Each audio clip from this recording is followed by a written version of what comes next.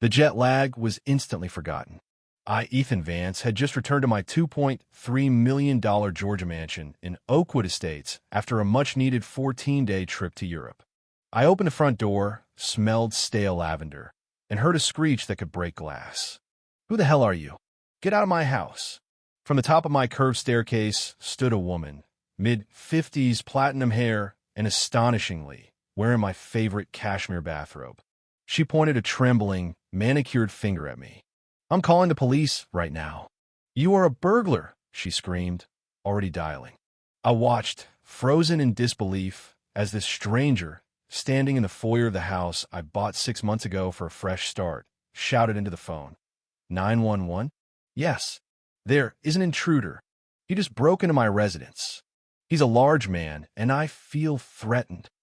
This was Delilah Krenshaw, the adjacent neighbor, known locally as the neighborhood's unofficial surveillance coordinator. She had clearly been watching, waiting, and, for the last 2 weeks, living in my house rent-free. When 2 county officers arrived, the situation immediately flipped from terrifying to infuriating. "Ma'am, he says he lives here," the senior officer stated.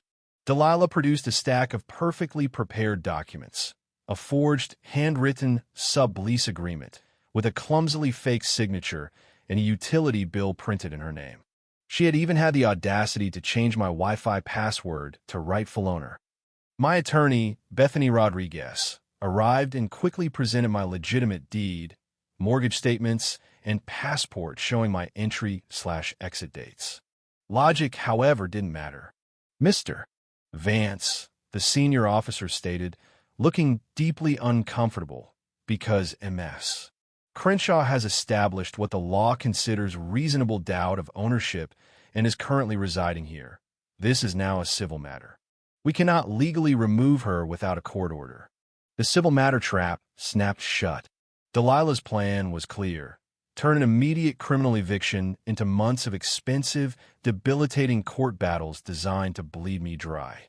The warfare became personal and immediate. Delilah had wiped my Ring doorbell footage and locked me out of my own smart home system. She then filed a temporary restraining order against me, legally exiling me from my own residence with a 500-foot exclusion zone. I was forced to rent a tiny apartment while she slept in my master bedroom. The reputational attack was even more destructive. Delilah systematically contacted my major clients with tales of ongoing FBI investigations, harassment charges, and possible mental instability. Within 48 hours, I lost my $200,000 annual consulting contract. The home was gone, my income was gone, and my sanity was hanging by a thread. With my livelihood gone, I hired Tommy Remy, a bulldog private investigator. Tommy immediately confirmed my suspicions. Delilah Krenshaw was a serial offender, successfully targeting successful, single men who traveled across 3 states, Tennessee, North Carolina, and South Carolina. Her brother-in-law, Deputy Chief Harold Crenshaw, explained her past favorable police treatment. But the real break came from an unexpected source. Delilah's own daughter, Rebecca Crenshaw, disgusted by her mother's actions, contacted Bethany, providing surveillance recordings that revealed Delilah had been meticulously stalking my travel patterns for 6 months. Meanwhile, Delilah's greed led to her final, fatal mistake. Tommy caught her on surveillance by the postal inspectors pillaging a large batch of my return mail, a blatant federal crime carrying a maximum sentence of 20 years. Then came the twist that shook me to the core. Tommy's background check led to a purported DNA bombshell. A report showed Delilah Krenshaw was my half-sister, 99.7% probability, from an affair my late father had decades ago. The conflict instantly escalated from mere trespassing to a multi-million-dollar inheritance claim, with Delilah now demanding a portion of the mansion's value and a $500,000 life insurance policy.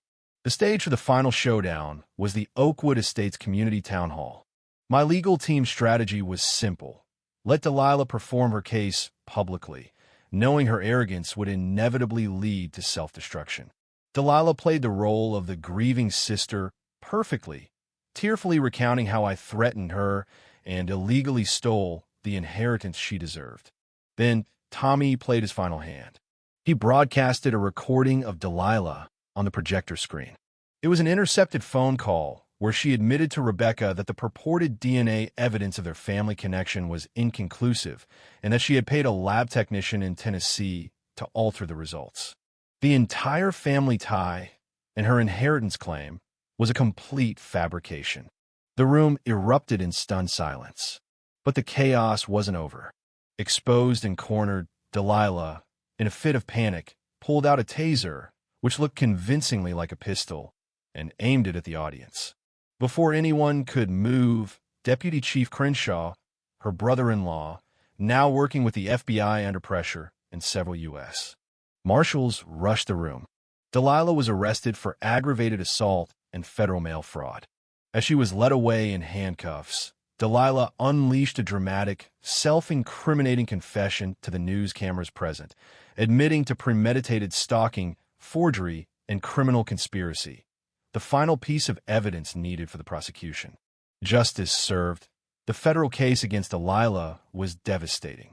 Given her history as a serial offender, she was sentenced to 3 years in federal prison for mail fraud, identity theft, and interstate wire fraud. The judge ensured her assets were forfeited to cover restitution.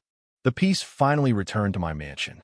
I used $100,000 from Delilah's asset forfeiture settlement to establish the Oakwood Community Justice Fund, providing free legal aid to residents targeted by property fraud.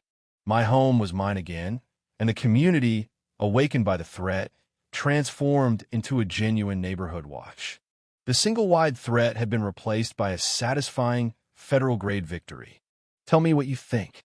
The most infuriating moment was when the police declared the situation a civil matter.